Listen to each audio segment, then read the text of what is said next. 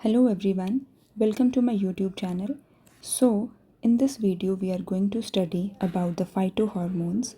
So, we are not going to go into the details of each and every hormone. We are just going to talk about the hormone, its name and its precursor and the type of movement which is shown by the particular hormone and also the main function of it.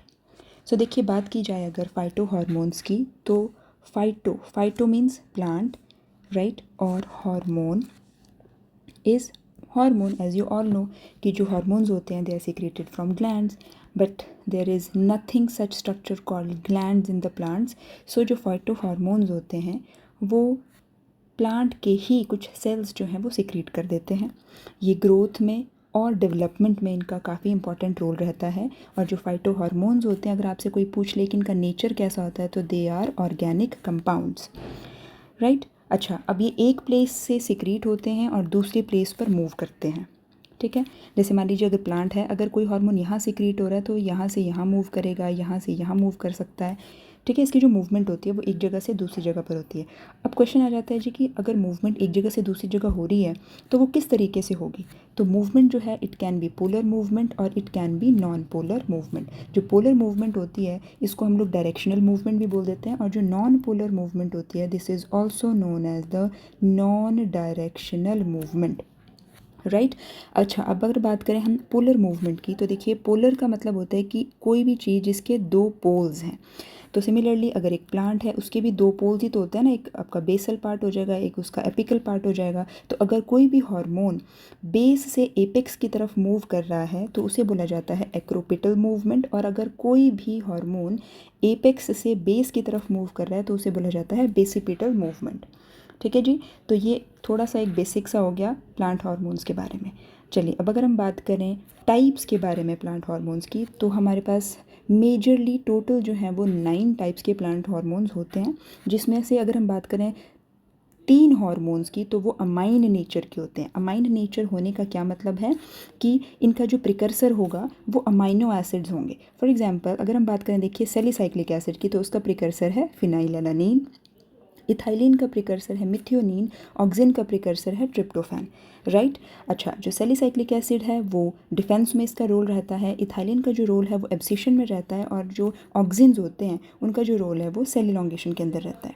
अगर इनकी movement की बात करें तो देखिए जो ethylene है ये नॉन पोलर मूवमेंट शो करता है. इसका क्या मतलब हुआ कि ये डायरेक्शन लेस मूवमेंट शो करेगा. इसका कोई भी ऐसा नहीं है कि वो एक्रोपिटल या बेसिपिटल मैनर में मूवमेंट करेगा, ऐसा नहीं है.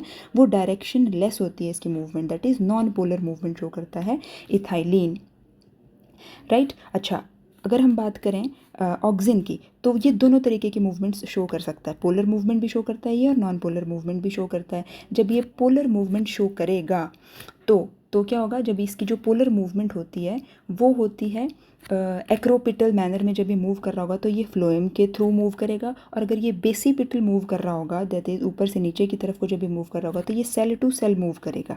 ये हम बात कर रहे हैं पोलर मूवमेंट की, क्योंकि देखिए जब पोलर वर्ड आ जाएगा ना तो उसमें अपने आप एक्रोपिटल और बेसिपिटल मैनर वर्ड जो है वो अपने आप यूज़ हो जाएगा. तो हमने क्या बोला कि ये एक्रोपिटल भी शो करता है, दैट इज़ नीचे से ऊपर की तरफ भी चला जाता है और ऊपर से नीचे की तरफ भी आ जाता है. तो जब ये नीचे से ऊपर की तरफ जा रहा होगा तो ये किसके थ्रू जाएगा, फ्लोएम के थ्रू जाएगा. कौन, ऑक्सिन. और अगर जब ये बेसिपिटल वाली साइड आएगा तो ये cell to cell movement show करता है. ये हम डिटेल में देखेंगे ऑक्सिन की मूवमेंट किस तरीके से होती है जब हम ऑक्सिन को डिटेल में पढ़ रहे होंगे राइट. सो आपके 3 हार्मोन्स हो गए जो कि अमाइन नेचर के हैं. इसको आप ऐसे शॉर्ट ट्रिक इसकी अगर यूज़ करें तो आप ऐसे देख सकते हैं कि SEA दैट इज़ समुद्र ठीक है, जो सी होता है आपका. और जो PMT मतलब कि जो आपका नीट का एग्ज़ाम है ना, it earlier it is use to be called as the PMT exam और ये स्टेट वाइज हुआ करता था.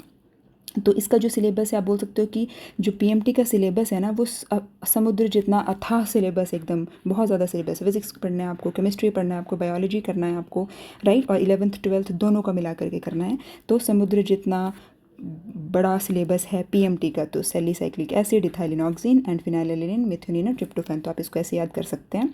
अगर हम बात करें नेक्स्ट 3 हार्मोन्स की तो they are terpene in nature. इसका भी शॉर्ट ट्रिक है that is BAG bag right, that is brassinosteroid जो कि सेल डिवीजन में हेल्प कर रहा है, देन एब्सिसिक एसिड जो कि डोरमेंसी और स्ट्रेस में इसका रोल है, देन जिब्रेलिन्स जिनका रोल है इंटरनोड इलोंगेशन में, और इन तीनों ही हार्मोन्स का जो प्रिकर्सर है it is IPP, full form is isopentenyl pyrophosphate, this is आइसोपेंटिनाइल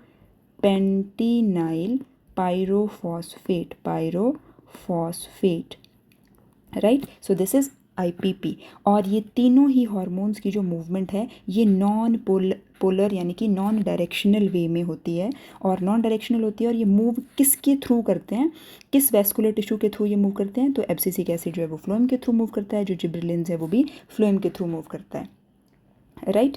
यहाँ पर मैं आपको बताना भूल गई कि ये जो इथाइलिन है ना ये नॉन पोलर है, बट ये जाइलम के थ्रू अपनी मूवमेंट जो है ये शो कर रहा होता है, राइट। सो आपके पास 3 टर्पीन्स हो गए। ना moving further, coming to the 7th phytohormone, this is cytokinin.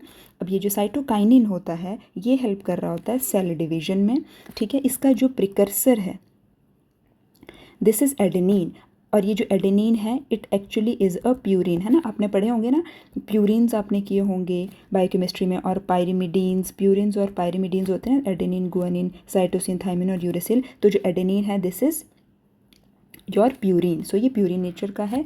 और जो साइटोकाइनिन्स होते हैं ये कैसे होते हैं, ये इनकी जो मूवमेंट होती है वो भी कैसे होती है, नॉन पोलर मैनर में इनकी मूवमेंट होती है, और ये जाइलम के थ्रू मूव कर रहे होते हैं, राइट। ये कैसे मूव करते हैं, जाइलम के थ्रू मूव करते हैं। तो अभी तक देखिए हमने 2 ऐसे हार्मोन्स देखे हैं जो कि जाइलम के थ्रू मूव कर रहे हैं। एक हमने देख लिया साइटोकाइनिन को, और एक हमने जो हार्मोन जाइलम की थ्रू मूव कर रहा है दैट इज़ योर इथाइलिन, ठीक है जी। सो इथाइलिन एंड साइटोकाइनिन ये दोनों ही आपके जाइलम के थ्रू मूव कर रहे हैं, दोनों ही नॉन पोलर हैं, ठीक है। और हमने देखे मैक्सिमम हमने जितने भी किए हैं हार्मोन्स वो सारे ही नॉन पोलर हैं, except for auxin which is non polar हैं, मतलब नॉन पोलर मूवमेंट इनकी हो रही है, एक्सेप्ट फॉर ऑक्सिन जिसमें दोनों तरीके की मूवमेंट हमें जो है वो दिखाई देती है, ठीक है जी। अच्छा, अब बात करते हैं हमारे next hormone that is jasmonic acid. इसका प्रिकर्सर जो है वो फैटी एसिड है, और ये भी डिफेंस में इसका रोल है। सिस्टेमिन जो कि एक पेप्टाइड हार्मोन है, और इसका भी रोल जो है वो डिफेंस में। सो हमें ऐसा बोल सकते हैं कि हमने टोटल 3 हार्मोन ऐसे किए जो कि डिफेंस में रोल प्ले कर रहे हैं, दैट इज़ योर जेस्मोनिक एसिड जिसका फैटी एसिड प्रिकर्सर है, सिस्टेमिन जिसका पेप्टाइड प्रिकर्सर है, और सैलिसाइक्लिक एसिड जिसका फिनाइल एलेनिन प्रिकर्सर है। सैलिसाइक्लिक एसिड को हमने जो है वो अमाइन हार्मोन में भी किया है, राइट। चलिए जी, तो ये आपका कवर हो जाता है, इसे देख लीजिए, इसको आपको लर्न कर लेना है क्योंकि ये बहुत इंपॉर्टेंट है। इससे आपको फ्रीक्वेंटली क्वेश्चंस जो हैं वो हर एग्ज़ाम में देखने को मिल जाएंगे। अगर हम इसको जल्दी से समराइज़ करें कि हमने क्या किया है जल्दी से, तो देखिए हमने 3 जो है वो अमीन हार्मोन्स किए। हमने क्या बोला, समुद्र जितना अथाह हमारा पीएमटी का सिलेबस, ठीक है जी, ये लर्न हो गया आपको। अच्छा, ये हार्मोन्स के नाम हैं और ये इनके रिस्पेक्टिव प्रिकर्सर्स हैं। देन 3 हमने किए टर्पीन्स जिसको आपको बैग से याद रखना है। इनका जो प्रिकर्सर है तीनों का ही वो आईपीपी है विच इज़ इन आइसोपेंटिनाइल पायरोफॉस्फेट। 3 हमने किए हैं defence hormones that is salicylic acid, systemin and jasmonic acid, जिसमें जो सैलिसाइक्लिक एसिड है ये आपका अमीन हार्मोन भी है, राइट। देन हमने एक और किया है विच इज़ योर प्यूरिन, और ये जो प्यूरिन है हमने किया है साइटोकाइनिन जिसका प्रिकर्सर जो है वो एक प्यूरिन है, क्या नाम है उस प्यूरिन का, एडेनिन, और ये भी नॉन पोलर नेचर का है, और ये जाइलम के थ्रू जो है वो ट्रांसपोर्ट होता है एंड ये सेल के डिवीजन में हेल्प कर रहा होता है, राइट जी। So this is all about today's lecture. I hope you liked the lecture and you understood something and it is helpful to you. We'll meet in the next one. Until then, thank you so much and have a good day.